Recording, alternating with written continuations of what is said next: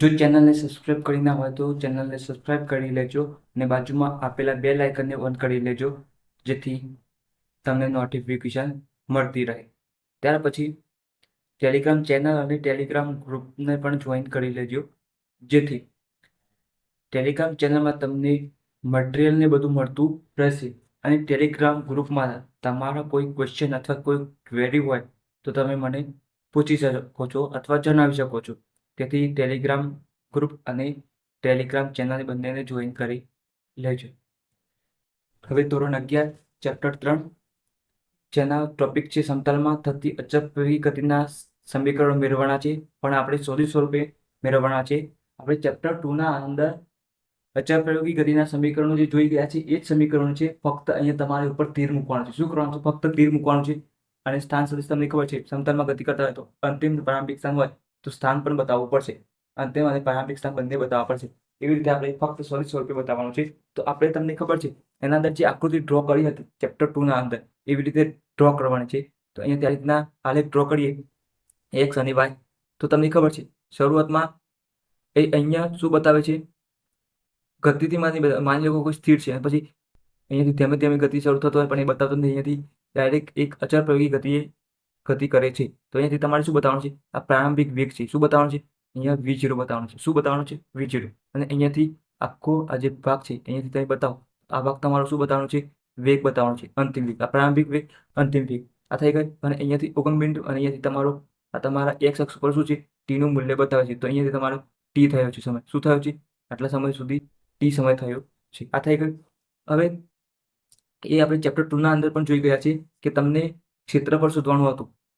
અહીંયા તમને ક્ષેત્રફળ એ સ્થાનાંતરનું મૂલ્ય આપે છે, એ તમને ખબર છે. તો અહીંયાથી તમારે ક્ષેત્રફળ આ અંદરનો ભાગ શોધવો હોય, આ અંદરનો ભાગ, તો તમે ડાયરેક્ટ શોધી શકતા નથી. એટલે બે ભાગ પાડી દો અહીંયાથી તો તમને મળી જાય. તો ત્રિકોણ અને આઈડિયા, તો અહીંયા તમારે ખબર છે આ V0 હોય, આખું V હોય, તો આ તમારું શું હોય? આખામાંથી આટલું બાદ કરીને V માઇનસ V0 મળે.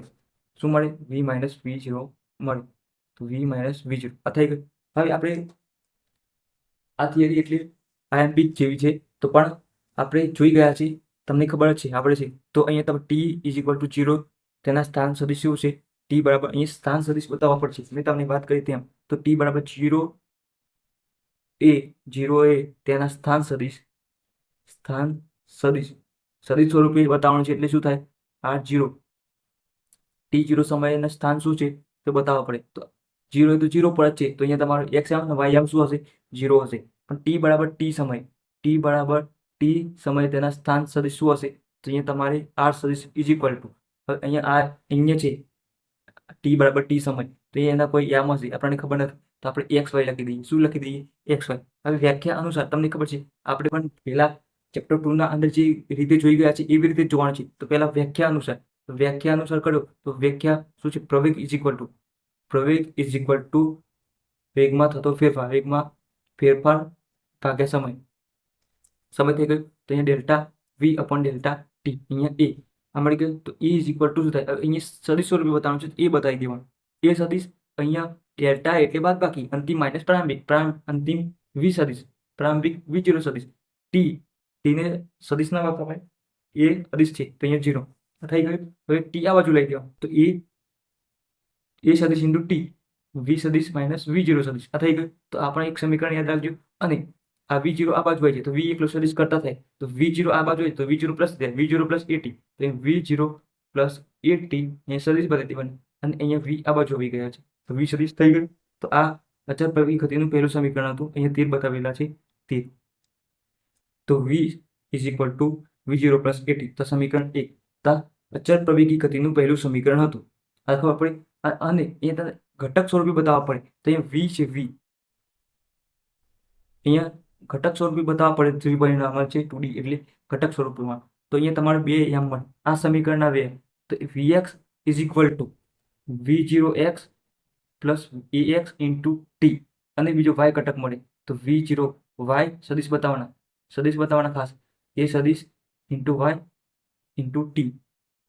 તો આ બે ઘટક મળે. હવે આપણે અહીંયા ટી છે તો આ થઈ ગયું. હવે આપણે બીજું સમીકરણ જોઈએ. તો હવે આપણે આ જે ભાગ જોઈ ગયા હતા એવી રીતે નહીં જોઈએ.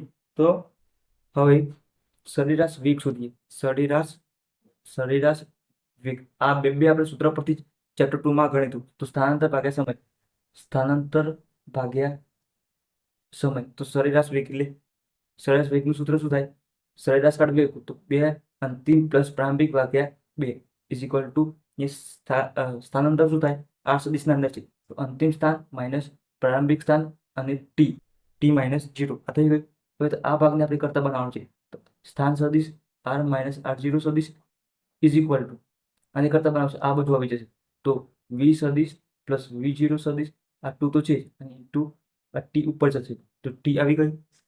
આને સમીકરણ 2 કહી દો. સમીકરણ શું કહી દો? 2 કહી દો. હવે આ સમીકરણ તમને શાના જેવું મળે છે? તો x અહીં આપણે ચેપ્ટર 2 ના અંદર લીધી હતું તો r ની જગ્યાએ આપણે શું લીધું? x લીધા તો v plus v0 by 2 into t આ સમીકરણ જેવું મળે છે તમને ચેપ્ટર 2 માં જોઈ ગયા હતા. તો હવે સમીકરણ 1 પરથી t ની કિંમત મૂકતા શું કરવાનું છે? સમીકરણ 1 છે એના પરથી આપણે t ની કિંમત મૂકીશું. શું કરશું? t ની કિંમત. તો અહીંયા સમીકરણ 1 પરથી t ની કિંમત અહીંયા મૂકતા શું કરવાનું છે? અહીંયા મૂકવાની છે t ની કિંમત મૂકતા. t ની કિંમત મૂકવી હોય તો અહીંયાથી t ને કરતા બનાવી દઈએ. અહીંયા તો t ને કરતા બનાવો તો શું થાય? v સદિશ v0 સદિશ અપોન a t ની કિંમત થાય. અહીંયા તમારી કિંમત અહીંયા મૂકી દેવાની છે. તો અહીંયા એટલે અહીંયા મૂકવાની છે. સોરી અહીંયા તો અહીંયા r સદિશ માઇનસ r0 સદિશ ઇઝ ઇક્વલ ટુ v સદિશ પ્લસ v0 સદિશ બાય 2 અને ઇન્ટુ t ની કિંમત તો શું થશે? v સદિશ માઇનસ v0 સદિશ બાય a આ થઈ ગયું. હવે r સદિશ માઇનસ r0 સદિશ હવે a plus b a minus b તો શું થાય? a square plus b square તો v square minus v0 square થાય. v square minus v0 square અને અહીંયા નીચે 2 અને ઇન્ટુ a છે તો 2a સદિશ આ થઈ ગયું. તો આપણે v square minus v0 square એ સદિશ બતાવી દઈએ is equal to 2ax 2a સદિશ ઇન્ટુ r સદિશ માઇનસ r0 સદિશ. તો અહીંયા જુઓ આ સમીકરણ શાના જેવું છે? v square minus v0 square into 2ax આના જેવું છે આ સમીકરણ. તો x એટલે આ ભાગ થાય તો v સ્ક્વેર v0 સ્ક્વેર તો અહીંયા સદિશ બતાવો 2a સદિશ તો અહીંયા સદિશ બતાવી દેવાનું. x એટલે આ સદિશ છે અને અહીંયા પ્રારંભિક સ્થાન પણ બતાવવું પડે એટલા માટે. તો આ સમીકરણ શું થઈ ગયું? સમીકરણ 2 થઈ ગઈ. અહીંયા પણ તમારે શું થશે? આ સમીકરણ 2 થઈ ગઈ. તો તમને અહીંયા શું કરવું પડશે?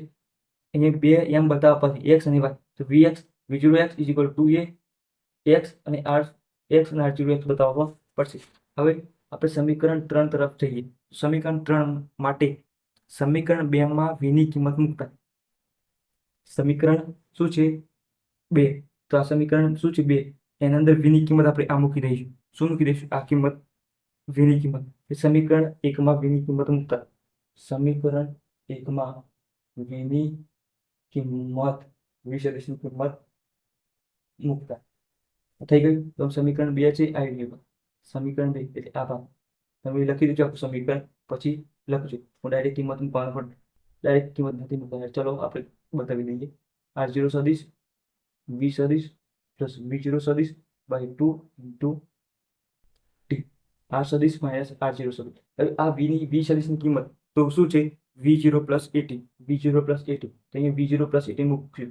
v0 પ્લસ 80 આ સદિશ બતાવવાના ભાગ આ v ની કિંમત જ મૂકી. હવે આ v0 બાકી છે તો આ v0 ની કિંમત પણ મૂકી દીધી. નીચે 2 છે અને ઇન્ટુ t પણ છે. આ થઈ ગયું. હવે ફક્ત આપણે સાદું રૂપ આપવાનું છે. તો r સદિશ માઇનસ r0 સદિશ હવે અહીંયા કેટલા બની ગયા? v0 તો 2v0 બની ગઈ 2v0 સદિશ અને અહીંયા શું છે? અહીંયા 80 સદિશ તો છે a સદિશ ઇન્ટુ t અને નીચે 2 પણ છે.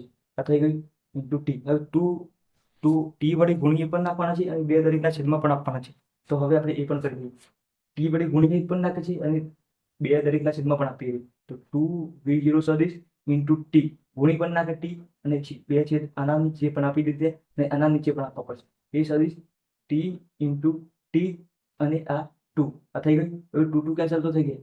v0 સદિશ ઇન્ટુ t અને અહીંયા 1 આપતો છે આ 2 a સદિશ અને t સ્ક્વેર સદિશ તો r સદિશ માઇનસ r0 સદિશ થઈ ગયું. તો આ સમીકરણમાં આપણને મળી ગયું. તો x is equal to v0t plus 1/2 at square આના જેવું સમીકરણ મળી ગયું. તો આ સમીકરણ આપણું 3 અચળ પ્રવેગી ગતિનું સમીકરણ 3. તો આના પણ તમને શું મળશે? એક્સ એમ પણ મળશે, વાય એમ પણ મળશે અને ઝેડ એમ પણ મળશે. તો આને તમારે આ તો 0 લઈ લેવાનું સ્થાન સદિશ પ્રારંભિક. તો અહીંયા આ શું થાય, એક્સ મળી ગયું, x v0 x t plus 1/2 a સદિશ x into t square. X એમ વાય માટે v0 y plus 1/2 a y સદિશ ઇન્ટુ ટી સ્ક્વેર. ઝેડ માટે v0 z plus 1/2 a z t square. તો આ રીતના તમારે કિંમત મૂકી દેવાની. અને આ ભાગ તમારે 0 જ હોય છે, પણ આ ભાગ પેલી બાજુ લઈ જાઓ તો અહીંયા શું થઈ જાય, અહીંયા પ્લસ થઈને એડ થઈ જાય. શું થઈ જાય, અહીંયા શું થાય, r0 સદિશ શું થઈ જાય, એડ થઈ જાય. આ છેદ વાળો વખત ફરીથી બતાવી દઉં એક વખત. અહીંયા r સદિશને કરતા બનાવો તો આ માઇનસ છે એ શું થઈ જાય, r0 સદિશ પ્લસ થઈ જાય પેલી બાજુ v0 ટી પ્લસ 1/2 એ સદિશ ટી સ્ક્વેર. આ થઈ ગયું. હવે એક્સ આમ બતાવે તો એક્સ અહીંયા શું થશે, હવે અહીંયા એક્સ 0 થશે. એક્સ બતાવે આની જગ્યાએ એક્સ, તો અહીંયા r0 ની જગ્યાએ x0 plus v0 x into t plus 1/2 ex સદિશ ઇન્ટુ ટી સ્ક્વેર. આ થઈ ગયું. હવે વાય માટે તો y y0 plus v0 y into t plus 1/2 a y સદિશ ઇન્ટુ ટી સ્ક્વેર. એક અને વાય સદિશ સ્વરૂપે મળી જાય. તો એક જ ઇઝી થિયરી હતી. આપણે ચેપ્ટર 2 ના અંદર જોઈ ગયા છે એ જ થિયરી સેમ ટુ સેમ છે, પરંતુ તમારે અહીં સ્થાન એક્સની જગ્યાએ તમારે r-r0 બતાવવાના રહેશે દરેક જગ્યાએ. સમીકરણ 2 અને 3 માટે ખાસ એના અંદર તો સેમ પહેલા જેવું જ છે, ખાલી સદિશ જ મૂકવાના છે. પણ અહીંયા તમારે એક્સની જગ્યાએ r-r0 સ્થાન સદિશ બતાવવા પડશે. આ પણ શું છે, સ્થાન જ છે. શું છે, સ્થાન જ છે. તો અહીંયા તમારે સ્થાન સમજીને અહીંયા સમીકરણ તમને 3 મળી રહેશે. તો હવે આના પછી નેક્સ્ટ લેક્ચરમાં અચળ પ્રયોગી ગતિના આપણે 3 એક્ઝામ્પલ છે તે આપણે જોઈશું. 2 ઉદાહરણ એક સ્વાધ્યાયનું એક્ઝામ્પલ છે. આના પરથી અચળ પ્રયોગી ગતિના જે એકદમ ઇઝી છે એક્ઝામ્પલ એ આપણે જોઈશું.